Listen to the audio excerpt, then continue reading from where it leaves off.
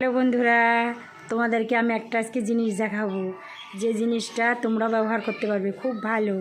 এ দেখো, আমিও ব্যবহার করেছি। এ দেখো, আমার চুল মানে এখানে পুরো টাক পড়া ছিল, মানে চুল উঠে যাচ্ছিল। এখন দেখো কী সুন্দর চুল গজিয়েছে।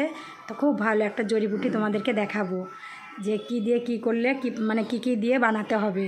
তো দেখাবো আজকে কি উপকরণগুলো দেখাবো। তো আমি 500 গ্রাম শালিমার নারকেল তেলের কোটো নিয়েছি একটা। তো দেখো, কোটোর তেলটা আমি বাটিতে ঢেলে নিয়েছি।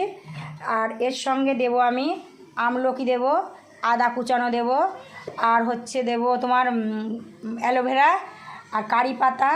এদিকে আছে তোমার জবা ফুলের পাতা, মেথি, লবঙ্গ, নিম পাতা, জবা ফুলের কড়ি, কালো জিরে। এইগুলো সব মানে তেলটা হালকা করে গ্যাসে বসিয়ে হালকা করে তোমার গ্যাসটা জ্বালিয়ে নেবা।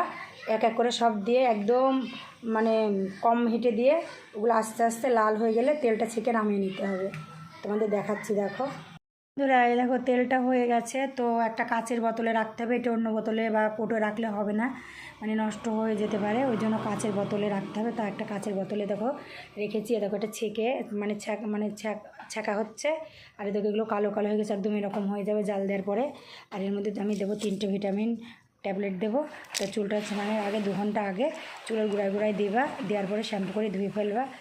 দেখবা খুবই মানে কার্যকর, খুবই ভালো হবে বন্ধুরা। তো আমার তেলটা বানানো রেডি, তো তোমাদের দেখালাম সব কিছুই। তা তোমরা এভাবে বাড়িতে তৈরি করে মাথায় দেবে, তো খুবই কার্যকর, তোমরা তো বুঝতেই পারছো। তা আমার ভিডিওটা কেমন হয়েছে তা কমেন্ট বক্সে জানাবে।